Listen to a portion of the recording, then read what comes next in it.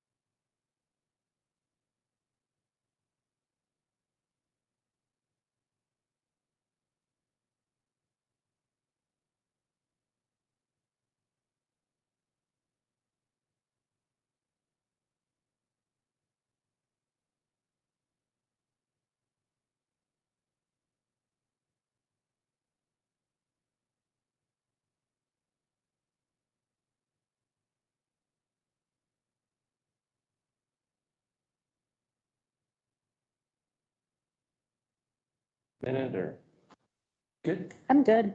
All right, we'll call to order with pledge allegiance. Pledge allegiance to the flag of the United States of America and to the republic for which it stands, one nation, under God, indivisible, with liberty and justice for all. Thank you. We have an agenda before us. If we need to make any amendments before we approve.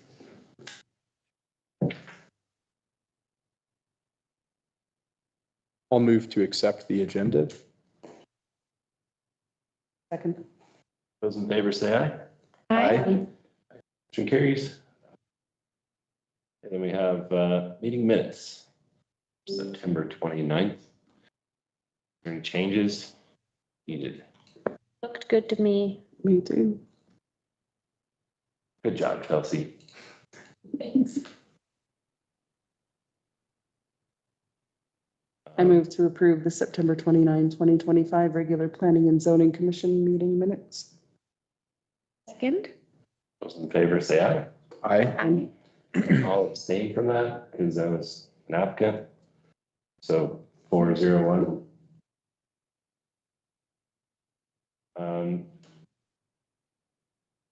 Okay, public comment time. Casey, we have a public comment. If you have any general public comment for the Planning and Zoning Commission before the public hearing or anyone online. I do not. Okay. Hearing none, we'll move into the public hearing. Item D. D1. Mr. Pierce, you want to introduce that to us? Chair, members of the commission. Before you guys today is a simple subdivision. It's not creating any new lots, so we just call it a simple subdivision of a lot realignment of the Pfister addition in the town of Pinedale that is owned by Sandra LLC and Casey Claire Fairbanks, of which Casey is the acting agent and owner of this and is present today to discuss the subdivision. In general, what Mr. Fairbanks is trying to do in his subdivision is to extend all of the lots to the furthest extent. I believe it's, what's the current lot? It's the deepest. 0.4. Yeah. Lot 3. Lot 3 is, they're kind of an odd shape. They all kind of vary in depth. His goal is to make them all the same depth, so it's a clean line, and make them all the same as the largest lot. We talked about this subdivision with him. Does he make it kind of match all the biggest lot or all the smallest lot? It was his desire to make it all match the largest lot, just due to its location in Pinedale and like the value of having those lots and what they're for. Each of these lots is serviced by existing town infrastructure. The new proposed lot 9 is a bit of a challenge when it comes to future infrastructure. We'll talk about that one later. But I see through our review of what the subdivision actually is and what is allowed by the code, the subdivision of the lots that are the proper size, they have the right street, they have access to public infrastructure, everything appears to match. So on that front, town staff would be a recommendation approval of the subdivision. On the backside of that needs to be the discussion of kind of what improvements are required. When this addition was subdivided in 2007, they extended curb and gutter only on Hennick Street and on North Street to the extent of where they are.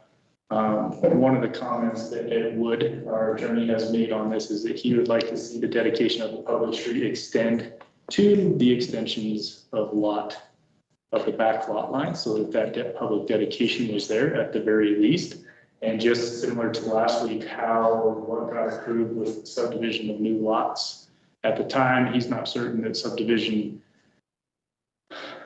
roads would be needed to extend, since the water and sewer terminate at the ends of those asphalt. The current infrastructure to tie onto makes sense where it's at. He's like, I don't know if the whole improvements, that's a discussion for this board, of what improvements are required.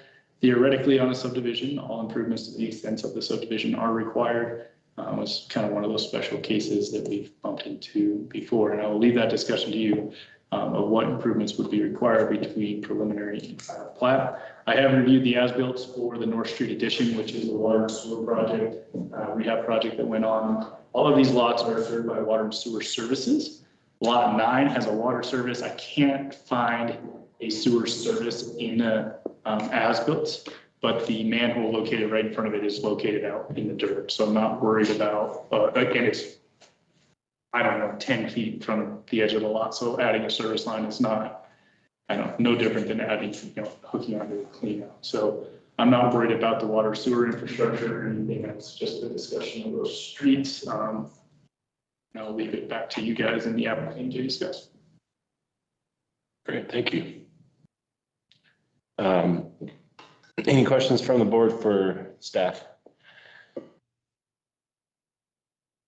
I guess my only question, do we need to give any consideration to the fact that technically the owner of the lots and the owner of the property to the west are different, where it's Sandra and Casey and Claire Fairbanks?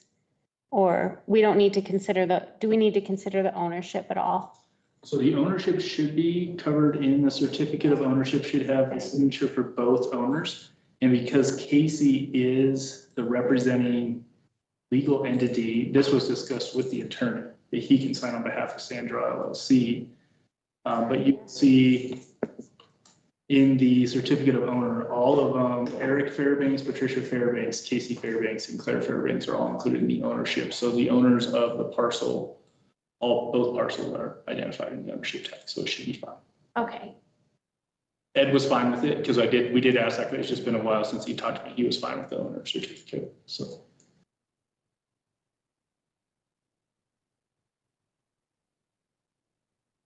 Any other questions?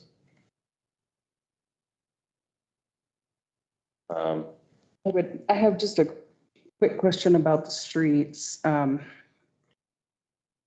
can see the argument for not extending at this time because they don't really go anywhere. But down the road, however many years, if that other section does end up getting built, who's responsible for that street in between?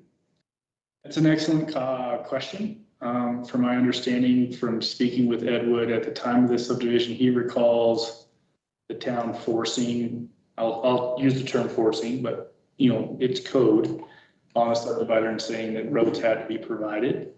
That's why the 60-foot public right of way exists. Now, why, I can't find any, I don't know why they're not built. I don't know the answer to that. Last week, it was easier for me to know the answer to it. I don't know the answer to why these ones aren't built. In a subdivision, if Mr. Fairbanks was coming in for a fresh subdivision and he was making 7 new lots in the town, and this was the alignment, the extension of streets will apply. Both Henning Street and North Street would need to extend to the extents of the new subdivision, which would be, in my opinion, the back of the lot. That would be for a brand new subdivision. And how that intermingles with an approval from 2007 is up to you guys to figure out. I know Mr. Fairbanks spoke with me. He doesn't want to do the improvements because each of the lots, and I can maybe let him speak for himself, but each of the lots has access from a public street, and except for lot 9, which is a bit of a discussion. But to put the asphalt and the curb and gutter in there, he has no intentions to ever further subdivide, and it would just be wasted infrastructure and wasted cost that would deteriorate over time. So I'll let him speak to it further if that wasn't accurate, but. No, it's accurate. The other problem is the town stores snow there. We do. It's a huge ice pile. Any infrastructure you're gonna put in there is gonna get eaten away by snow melt. It's a lot of snow that gets put there, so that just, I guess, compounds our reasoning for not wanting to put any infrastructure for, it just to deteriorate. Another point is, it's not curb and gutter, it's just gutter. I'm sorry. No, I was the person that curb and gutter just because it was vernacular, but I went and looked at it. It's just gutters. And they're both eroded away, so they're higher than the ground around them.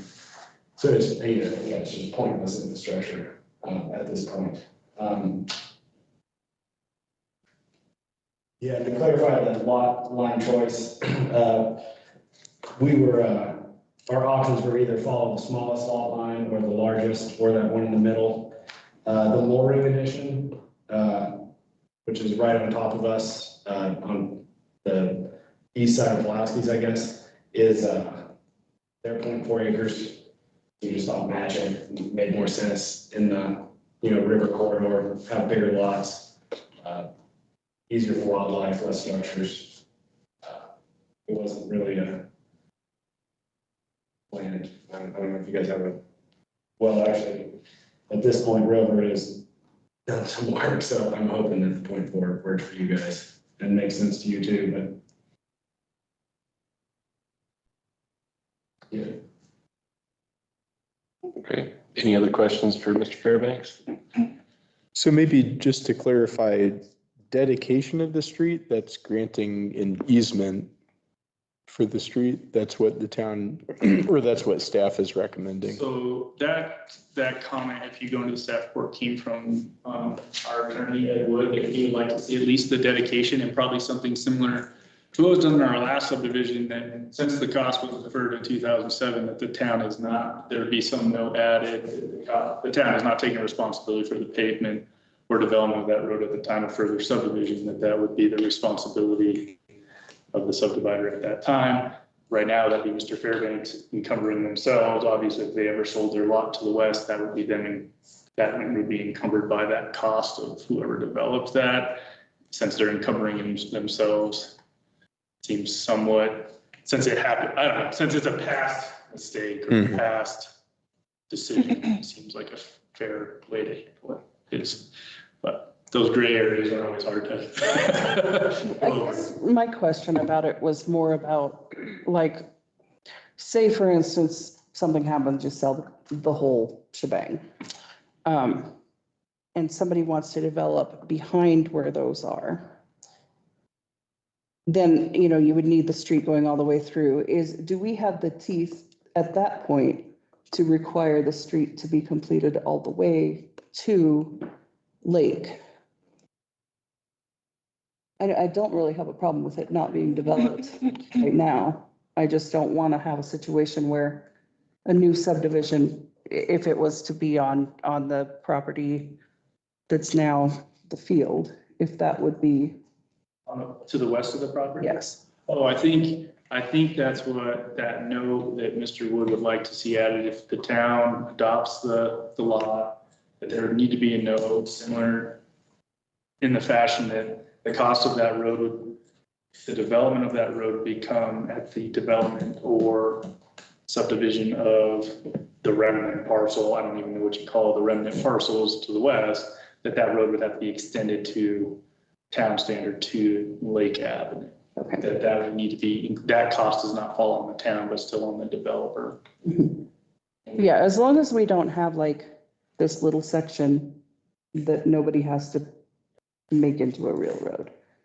I struggle with these conversations because then I have another conversation with the developer tomorrow that we're saying you have to build the infrastructure, but he's creating brand new lots and brand new roads. And Right. it's a really challenging conversation. I sympathize with where they're at. They kind of inherited it where it's at. I do have questions and concerns over lot 9. I don't know how you inhabit that lot without having Hennick Street there, because there's not enough access on Lake Avenue without Hennick Street existing. That access point has to be off of Hennick Street. That's the one. The others are all very easily defined. That one's a little bit different.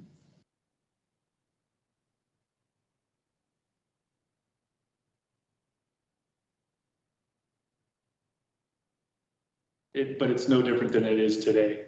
If he came in with a building permit, we'd be figuring it out. So it'd be a dedicated street. We could certainly provide them an access, but they would live on a dirt road is what it would come down to. So. How much would the town have to expend, if anything, to create that access? I mean, As far as money, right, we don't have to expend dollars. It's just,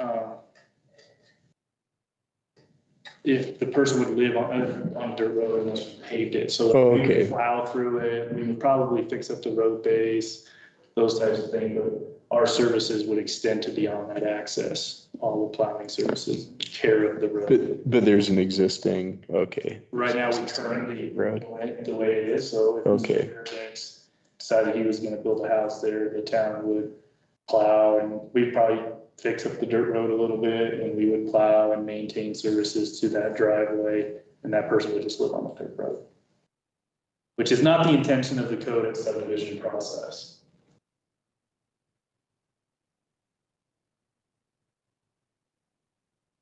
Do those roads already have base course on, or are they still? Looks like a field to me. I think they did. You did? Yeah. And I somewhat maintain the North Street one, just doing our own driveway, dragging it. And Oh, yeah. but the Hennick Street one is, I mean, the ditch runs, if you try to drive past the Hennick Street, to kind of find out property right now, you drive right into a ditch. Oh, right. Doesn't drive anywhere. But it's already got gravel in it, so really the only thing it's missing is paving and that'd be it. Yeah, it does look like gravel looking at the aerial. Looks like, yeah, you'd have to do some finish grading and paving to get it to full. And a culvert as well. The ditch is beyond it. Oh, I'm sorry, to extend to where he wants to go. On Hennick, yeah. Yes, that would be, if you extended it all the way to the west boundary of the new lots, Hmm. you're correct, there would be a culvert.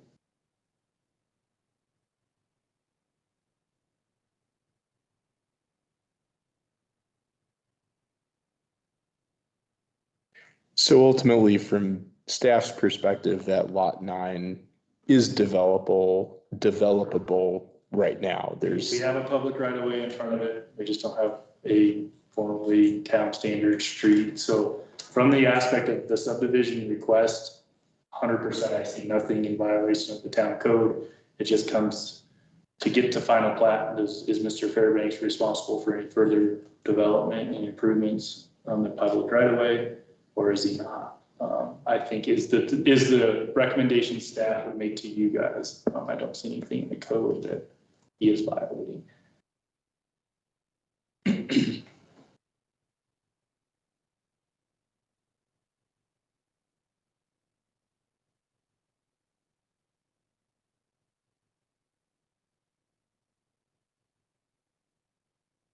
So to be clear, Ed Wood wanted basically, if we develop further in, then that portion of Hennick Street and North Street that's currently owned by town right of ways would be our responsibility to pave.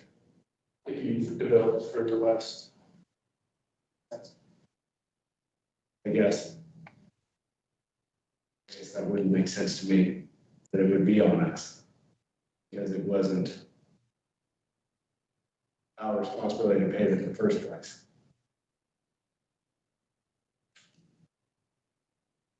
Like the section that's not paved right now. Yes.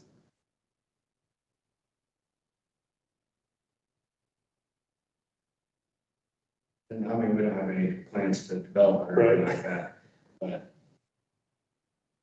Yeah, but of course, I mean, we have a different owner now than we had when this subdivision first went through, so. That's the balance we tried to strike on. I mean, last year we were talking about 1988, Yeah. so our last meeting, so it was a similar challenge and discussion of like, what do you let go and what do you not let go?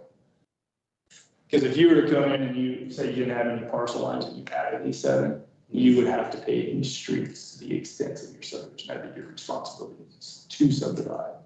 To get to final plat, you'd have to pay the rest. But since, so if we subdivided today, as it is, who would pay that whole section you would, in order to get to final plat. okay, So the way the process works is the preliminary plat happens, we review it for code, and then the public infrastructure, and that would be all public infrastructure, so water, sewer, streets, all has to be extended to limits of the subdivision. Can either complete it before final plat, before you can sell those lots, or bond it, so that guaranteeing it will be but completed. to the limits of the subdivision, Yes. but wouldn't the subdivision end at that right of way? That would be town private property. Like, well, so I see what you're saying, the 60-foot right of ways are currently owned by the town. Yes. Well, that's a question for your updates, because like if you were to do all of this today, the answer would be that would be your responsibility. But if you were to take it, leave it the way it is right now, subdivide further west, who develops that 100 feet of right of way? Yes. That's a great question, and I would leave that to people smarter than me, council. Like the whole goal of the code is so that that conversation doesn't have to happen. So that as someone subdivides, it pieces together. Yeah, so if we did subdivide further in, I completely understand the remnant piece extending past if today goes through. I was just curious on the, whatever it is, 60 foot or 100 foot. Yeah, oh yeah, 118 feet is Hennick Street.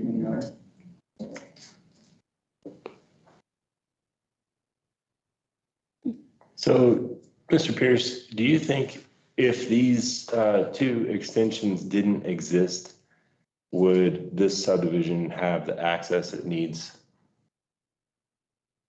Not lot 9. Lot 9 does not have a 50-foot frontage on a public street. The rest, yes. Now, if the right of way right there became part of section, or if that right of way, Hennick Street became part of lot 9, and that would be enough frontage for it. That's not really allowed by the town code in its current form. We can't give up right of way. That's a different piece of, say, chapter 400, but to answer your question, everything in lot 9 would have proper access for that. Because it needs 50 feet. Yes. What would happen if they were to sell lot 9 and a new owner was to come in and need a building permit and everything? Would there be a requirement involving anything there or no?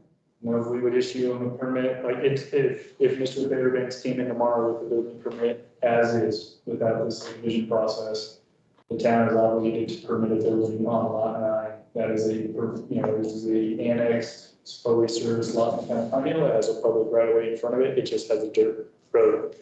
Functionally, as staff, what we would do, we would probably speak with council and get the approval to add some road face to make some minor improvements to the road to make it more passable, and we would maintain that 100 feet as a dirt road in the town. Mr. Fairbanks could probably argue that the town should plow his 119 feet of his driveway. It's public street, not his street. That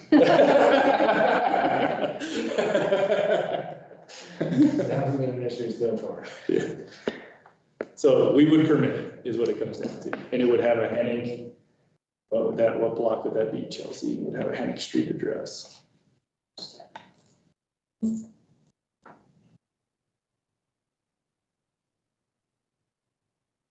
Those are all Franklin. I'm looking for one that's actually. That's 107 to, it'd be 3 something, probably 305. Plus 10. Yeah, somewhere in that. Below 300.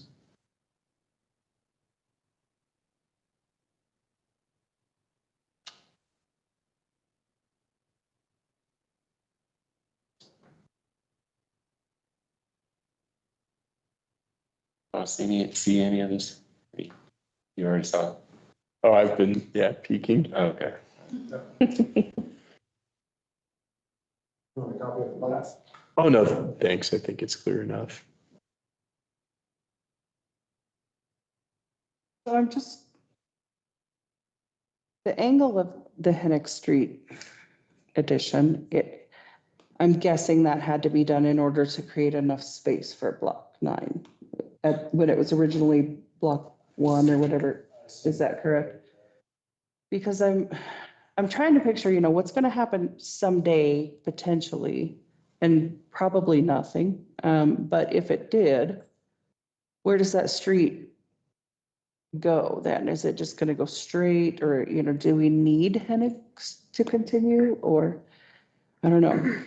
I don't think the curve on Hennick or the angle down had to do with I think they just wanted a bigger lot. You could still have a functional lot if the road went straight. Okay, I talked with Mike at Rio Verde because Rio Verde and Mark did the original plat, and they dug through their records and couldn't find any reasoning behind the odd lot line, or the Hennick Street diving down. Developers, I guess, in division. Steve Pfister, I believe, was acting as Kay Buston's agent. He had an idea of how it was gonna look that nobody else knows. so, looking at the aerial view, is the line that's cutting across that, is that another ditch That is the ditch. coming across the top of that? Yeah, it follows the back of each of the lots. Well, this road, I'm talking about like running east-west. Do you want to look at this line here is what I'm wondering about. Yeah, so that line right there is an older ditch. This part is blocked out that goes into the lot itself. And then it runs here and then pours into that. Okay, so is there water across there typically or no? Not anymore. If you look at a more current, like 2022, I think, it has, since we started controlling water a little bit better. You can see the new ditch that kind of Yep. jogs around. It's 23. And then all this is just abandoned. It's still dug, but it's blocked off. There hasn't been water in it since Okay, we moved it. And that's just, I think, a private ditch that the developer can fill in at their Yes. discretion. This is what I spent axe holes.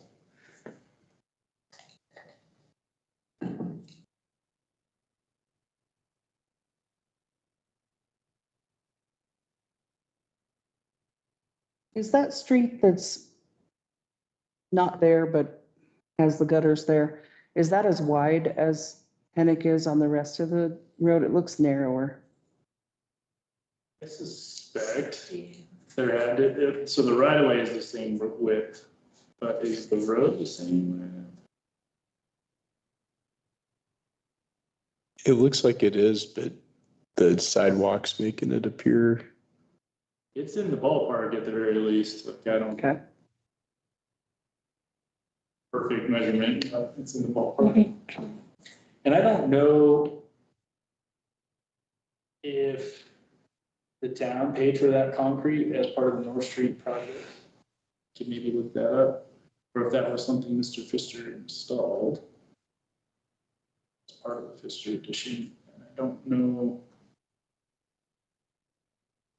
Get back to, I think, 2013. That was definitely installed, so you can see the street here wasn't redone yet. This one was, this one was not. Looks like to me it was installed prior to the rehab project.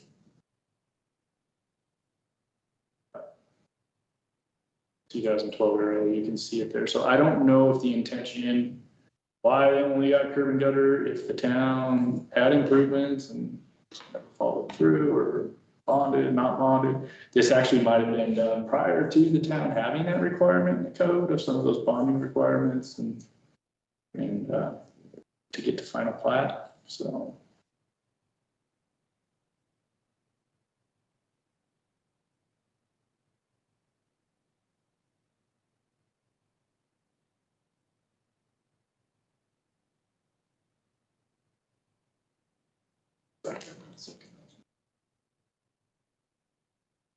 So it seems like the concern is, what if there's a further subdivision of that large parcel to the west? Who's going to pay for the improvement of the road to get to that newly created subdivision? But I guess that problem will exist, like even if we didn't allow this lot realignment, that's already the status quo. It's not really going to be changed. I mean, yeah, I don't know. It seems like in that case, it doesn't probably make sense to require the infrastructure just to, I don't know, make the applicant pay for other people's past sins, so to speak. I don't like allowing a problem to persist, but it's hard to say that he ought to be the one to clean it up. I guess that's my perspective. So I think I'd probably favor recommending approval with the dedication of a street, but not requiring any further improvements at this time. I would agree with that. That's where I'm at. I would agree with that too. Especially because improving the asphalt right now wouldn't be used by anyone, and then it's just gonna degrade until the time in 80 years when they decide to develop the rest of it. They'll have to redo it anyway. So Particularly with that odd angle, I mean, it's just, maybe that'll get fixed in the future too. All right, I move that we recommend to town council approval of the subdivision application contingent on the applicant dedicating a street to the back of the lot line, and also the note in the plat that was recommended by the town attorney. I don't know if that adequately stated what. We can meet with that, make sure we get that right before we go to council. So to be clear, the dedication of the road would be, we would dedicate that to the end of the lot line, continue Unit Street and North Street right now, rather than leave that as permanent as carrying parcels. So when, if that land is ever developed on the inside, it would still be up in the air, or is that caveat that Ed wants in there that you would be responsible for? No, the note that would be in there would be dedication of public streets. Like there's a standard note that he uses, like he has in there. And we can talk to Ed about that improvement cost, and you can talk to the council about that improvement cost of what happens if I further subdivide this there. Make sure we see if we can put the problem to bed now. And if not, then the problem persists, as Commissioner Lutz indicated. My question would be if we dedicate and basically give the town, these two little chunks of land, and then they get attached to the Hennick Street and North Street, and if that land isn't ever developed, then it would be on us to asphalt that entire road, North and Hennick Street, up to the lot line, or would it be on the town to asphalt that, those two sections? Oh, the little sections that you did, Well, or the whole section? my question would be is if we loop these together, this piece and this piece, and then this gets developed, who asphalts this road? It's a great question, and the code is not clear on it. So that's the same problem that persists right now. If you were to subdivide, who pays 120 feet? Which would be my argument for just leaving those two little remnants attached to the parent parcels. Because then it wouldn't, I understand it would just kick the can down the road a little bit, but it would also eliminate, somebody looping them together, and then for sure somebody has to, pay for that entire, it makes more sense just to leave them as part of the parent parcels, and then everything would just stay the same, in my mind, rather than. That's not how Ed sees it, and I understand both perspectives, so. Yeah, I definitely see your point on that, Casey. I wrestle with the remnant roads. Yeah, but I would think that, the easement should match the parcel that it's associated with, no? To me, that seems like the right way to do it, and you don't want, Someone building a house there and then they walk off their property and they're trespassing, so. yeah. Space. If we're gonna change the lot line, I think the easement has to go with it, so it matches. So, I'm sorry. No, go ahead. Would lots in 12 and 13 be addressed off Lake Street, or would they be off of North? Yeah, either, depending where they put their front door. It looks Because, like, to me, that's the difference. Like if it was that we were going to require those to be addresses on North Street, it makes sense to require that street to be developed. But if we're not, I don't see the point in making, the full length of it be a road to nowhere. And that's what I was getting at with my original question was, I want down the road, if the lots to the west of that are developed, I want the road all the way to Lake Street to be developed. it would almost be better if we give Casey part of that road and then he's always on the hook for developing it. Which we haven't.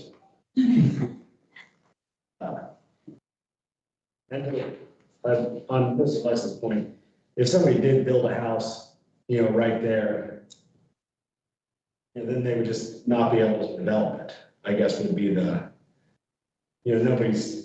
I doubt anybody's ever gonna be, silly enough to do that. And if they did do that and then somebody purchased it later and wanted to develop it, they would just have to bulldoze the house and build it in right there. It would be no different than any other, I could put a house anywhere on that property that would be very cumbersome if somebody wanted to develop it or somebody had a different vision than me, but it would be my prerogative. And most people, well, the majority of people, I feel like would be, smart enough not to build a house right.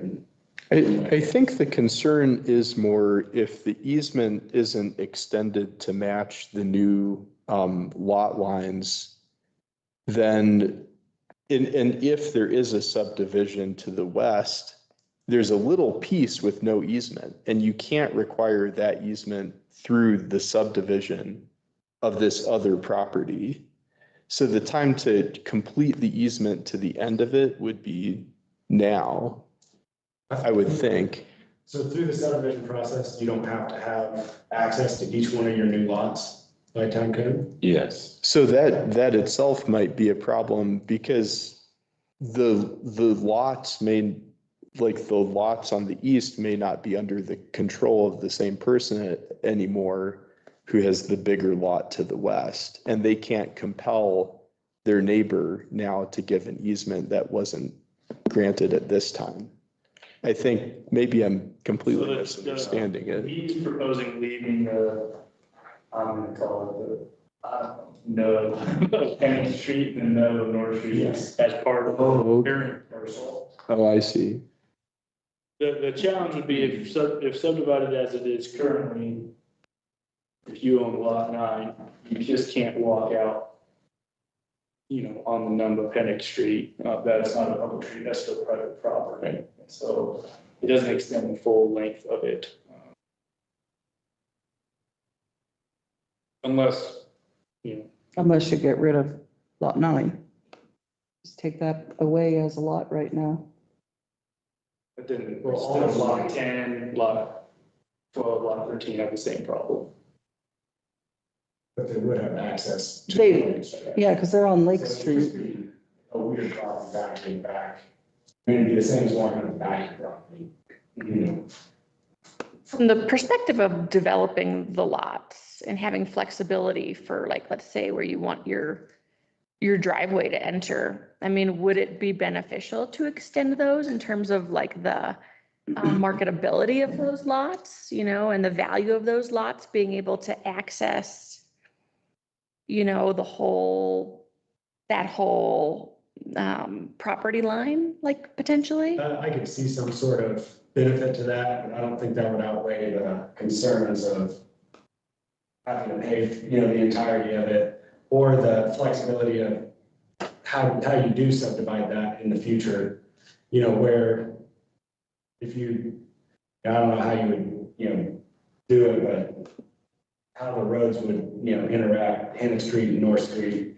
If the river's there, eventually they'd have to connect, in some way. So Mhm. we saw leaving the nubs as parts of the parent parcels as a benefit to future development to us now, because we wouldn't be responsible for, maintaining improvements that we don't really want to. And after today's meeting, the worry of looping those little nubs in with North Street and with Hennick Street, and then being on the hook if it ever does get developed for paving all of that, which I don't know that they would or would not be for or against that. I haven't talked to them. To be clear, I'm just a representative for Sandra. I do have authority to sign for them, but I wouldn't make the decision of, oh yeah, they would be fine paving Hennick Street and North Street as they are currently. Right. If we do extend the access easement to the back property line, nothing has to actually change with that right now, right? Like the concrete that's eroded already doesn't have to be extended. Like there's no improvements that would need to happen. I think basically like this drawing would have to be adjusted, but like that's the only thing that would have to happen in terms of improvements. Is that right, Abe? As far as improvements, the only improvements, if you guys extend it, Mhm. they would have to change, well, they wouldn't even have to change anything on this plat except for a couple boundaries in line, like notes. But all of the only improvements required from the town's perspective before final plat can be issued is all of the monuments would have to be installed for the new lots. And once those monuments are installed, they can go to final plat. Okay. And those lots exist, and it doesn't, I don't think it would, I mean, you can see the monuments don't even change based on that decision. It's just that Yeah. line. Is that part of remnant parcel, or is that part of Hennick Street and North Street? Okay, but so, yeah, in terms of the nub portion of North and Hennick, like nothing actually physically has to happen. Just making sure that you I think are aware of that. that goes back to, I think, Mr. Lewis's kind of discussion of like making him, not making the applicant pay for maybe the sins of another from 2007. Right, okay. That's a Very good. decision that's kind of being made tonight and recommended to council what improvements, staff needs some direction of what improvements are required, because it is a special case. This isn't cut and dry code enforcement, so. Yeah, and I apologize. I hadn't really understood. For some reason, I thought the this plat was a straight line and didn't have those indents. Now I totally understand what you guys have been saying. The upshot of this is, I guess, because I'm thinking I should amend my motion, if we subtract out that idea that the easement has to be extended and maybe instead make it clear that those nubs are part of the larger parcel to the west, really, it's just ensuring that even if someday the town has to build pieces of street, at least they're smaller pieces of street. It seems like that's in the public interest. So I guess, I don't know if it's in order, but if this is proper procedure, I'd move to amend my motion to. Since your motion hasn't been seconded, I feel like you can just Okay. consider it one motion. Yeah, let me just, Withdraw, it could fail for a lack of second. There we go. and Yeah. You could make a new motion. Let's do that. That's Sure. So, I'd move that we recommend to town council approval of the subdivision application, and that we do not condition it on dedication of streets to the lot line, and instead suggest that a note be included clarifying that the nub portions of the two, where the two public roads would continue, remain part of the larger parcel to the west. I second that motion. Do we have a motion and a second? Any further discussion on that? Yeah, Motion. what happens with lot 9? Because they're not gonna have access at all. No, They they can do still get access off of an exchange. have the Yeah, existing. still have access. Okay, because there is a portion of it that's, Yeah. so the dedication of that part of the street stays where it is. I guess I'm having a hard time picturing like really what the difference is. Because it's just extending it a little bit longer to get to the back edge of this street, but we're not asking for it to be improved. So I guess, just to clarify for my sake, is your concern that in the future, maybe somebody else owns that western portion, decides to subdivide it, and then comes after the original, whoever's still owning this piece and wants to force a payment of that section? Or to me, it seems like it would be logical for the person that's developing that western section would have to make a road that goes all the way to Lake Street. So, I think as it sits now, the town is responsible for the couple hundred feet. And so for the including, development of it, yes, is that true? and it, There's no code that dedicates whose responsibility it is. I think it would be a battle at the planning or at the town, planning and zoning council at the time of subdivision, because these things shouldn't happen, right? Like a road should always be developed to the end of a subdivision, so that when the next subdivider improves, he's not circling back, but improvement wasn't required at the time in 2007. well, theoretically, these roads with the gutters have been improved with the gutters, and the town has been in charge of maintaining them for 18 years. Yeah, I mean, That's the 1%. merit is public right away. I'd have to go check the minutes from 2007 to figure out if I could figure it out, but they're not always perfect. Any further discussion? Well, I don't love the idea of leaving it as part of the larger section, just because it feels like, I don't think this is necessarily how the intention is, but it just feels like, well, we don't want to build the street, so we're gonna, this part goes with the part that's not the subdivision. And I don't know that we want to set that precedent. To clarify, I mean, we don't want to build the street because there's no Right, subdivision.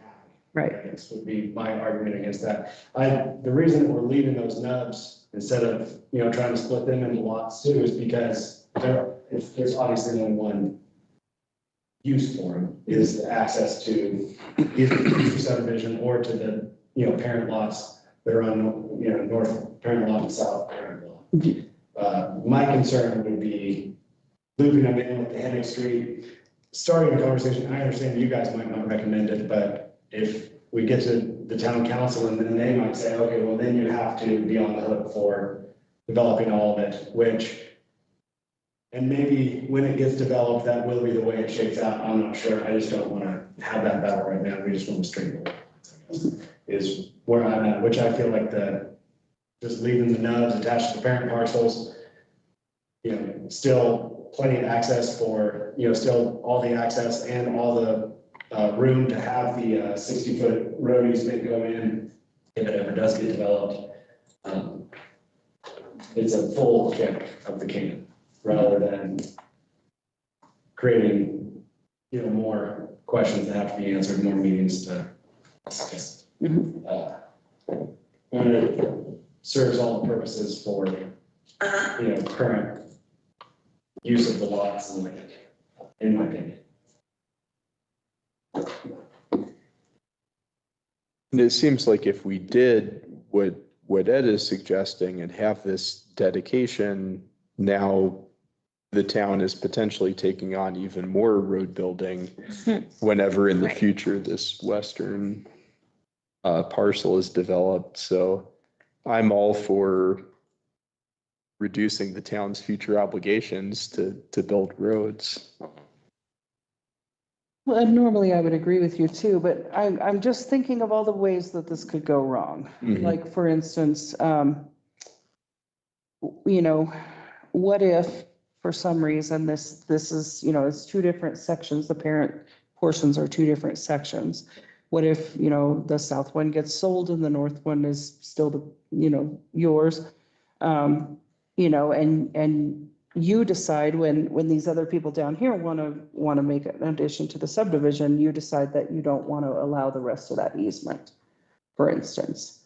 So you would have Hennick Street that would stop and no access across that small portion, where, somebody down here might be trying to do like a whole subdivision that's going to need a road. But they would have to take a portion of the north parent lot anyway, because it's both parent lots totally encompass each road. So the north one totally encompasses Hennick, the south one totally encompasses north. So if that were to be the case, then it would be null point, because they wouldn't want to put a road through there anyway, I guess. So the lot line separating Mr. Fairbanks' property and Sandra's is about the middle of lot 11. That's that squiggly line you see. That's the current subdivision, or current lot line between those two bigger parcels, if you will. And if Sandra wanted to create a subdivision, let's say, don't they have to have two roads in and out of a subdivision? Subdivisions are very complicated on that fact. There's no code requirement that requires two roads. Okay. Not in our regulations, but two forms of egress is usually standard practice for any fire sign off or any approval from a fire marshal to get people in and out of an area, be it a park or be it a subdivision or whatever the case may be. It's pretty standard practice to try to have two forms of egress. In that case, do you think that both the north and south lots would have to be developed together to provide two The town could not require that at this time. Okay. If Mr. Fairbanks was to subdivide his lot, there are means within the code that he may be able to do so without the sand draw lot. That being a roundabout or that, and looping the water. Like it's gonna be very challenging to develop the north parcel or the south parcel separate from the other, because there's just not enough space in either parcel to some of those requirements of the code of looping the water line and full connected streets. It's going to be very challenging. I'm not gonna say impossible. Someone could probably get creative and figure out how to do it, but. Yeah. So we still have a motion and a second on the table. Anything else, or do we need to vote on it? Can we repeat the motion?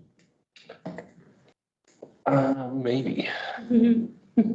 Was to recommend to the town council the approval of this plat without the additional right of way as discussed. And I think suggesting that a note be required on the plat, clarifying that those nub portions are in fact still part of the parent parcel.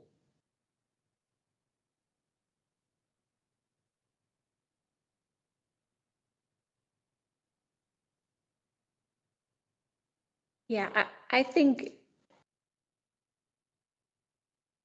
kicking the can down the road is totally an option. You know, the applicant is asking for it this way. And I don't think I see a problem with approving it as the applicant is asking for and kicking the can down the road. So, yeah, I would vote in favor of that. Okay, any further discussion?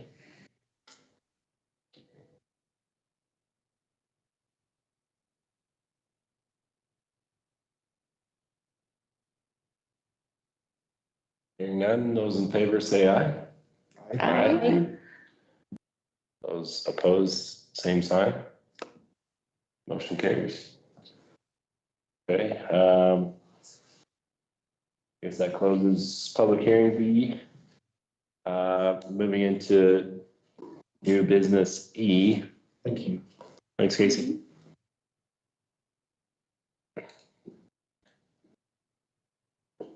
Okay, moving into new business E. Mr. Pierce, do you have any other new business?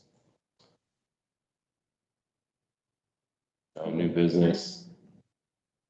Business we're waiting till January and then staff report. Okay. Staff report is there. Try to give an update on some of the bonds that we have going on. Several of the subdivision bonds are either being released in full or released in partial. So Crosswinds Lot subdivision, that bond has been released. That's so they did all the improvements on the fire hydrant that they needed to complete. Suffolk County Hospital's bond is being reviewed and presented to council the next meeting to be released. It's recommended to be released in full. And then Mr. Goodrich is down on Parr Avenue Second Edition. Everything has been completed except for the sidewalk.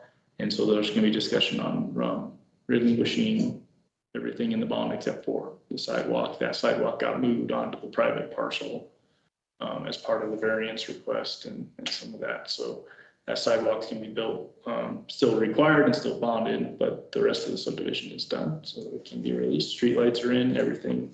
They did a really nice job. The road turned out great. The water and sewer turned out great. It's good there.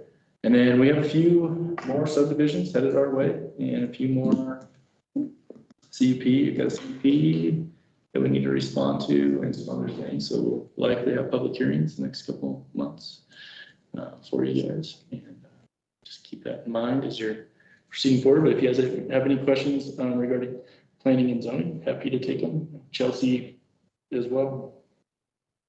I think last time we met, we were expecting Pronghorn Crossing to complete the roads by last Friday. I went by on Thursday. How did that go? I went on Thursday and it wasn't done yet, so. We had a meeting with them on Monday of last week regarding the requirements and frustrations that exist. We have requested certain things from the developer to be presented to staff so that we can prepare it for the mayor and council for discussion and decisions of what this bond looks like or how do we get this subdivision complete. So the stand, data to push it on to us. So. And you say a timely manner in your report. So are they coming up against some deadlines? Are we anticipating deadlines in the The spring? bond expires and I can't remember if it's January or February, but the council has to elect to either extend the bond or to pull the bond to finish the subdivision. It's the two options that the council has. And so that is the deadline, is the end date of.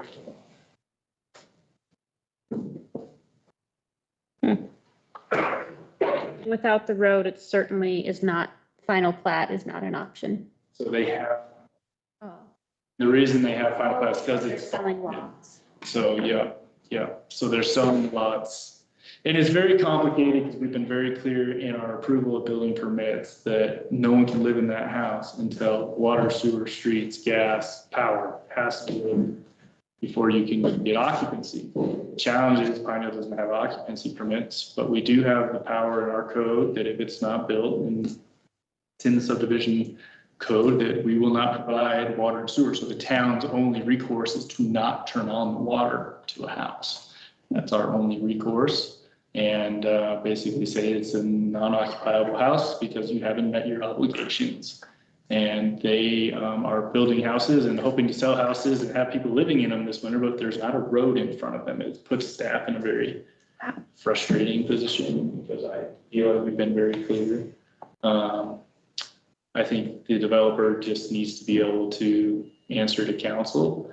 I think at the very least, staff's recommendation is that there is real contractors with real timelines and real commitments prior to any extension. If an extension does not extend an entire year, because if we extend an entire year, that means if they do not perform, the town staff, we have zero ability to get anything built until 2027.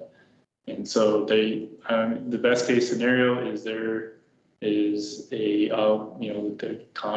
the developer commits to getting it built first thing in the spring. And they get the job done on their current dime and within their own power.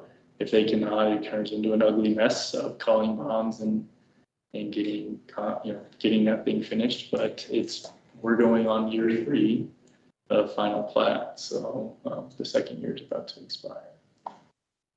The intention when you bond is it's a 1-year bond. You have a year to finish. And Pinedale, it's unreasonable to have 2 years because our construction seasons are so short, but nothing has happened in the last 12 months. So. Thank you.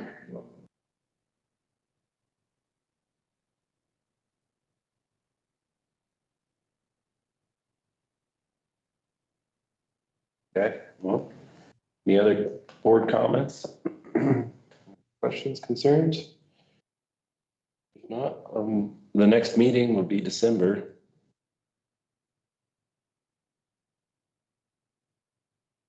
Monday, December 1st.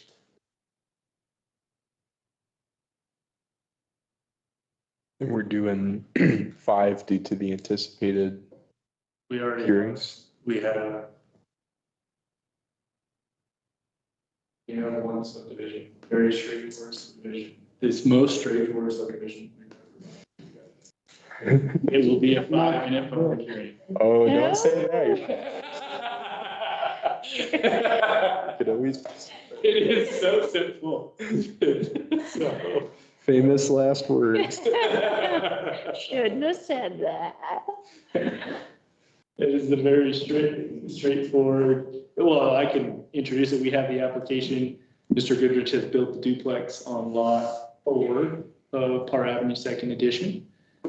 His desire is to split the lot so each duplex can be sold separately on the border lot. Both lots are the right size. They both have water and sewer infrastructure. They all have the proper infrastructure. It meets the code fully. It's just a split of that one lot into 2.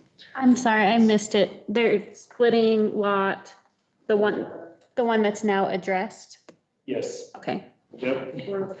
If you go down there, there's a house on it. They can get a building permit and build a duplex and rent out both sides and leave it as one lot. But Mr. Goodrich would like to split it into 2 lots as a duplex, which is perfectly permissible by town code. My understanding of town code. Both lots are still over 6,000 square feet. It's common practice. Usually they do that before they build the house. He has went a little backwards about it. So, still there. All right, so December 1st, 5 p.m. That brings our meeting to a close. Thank you.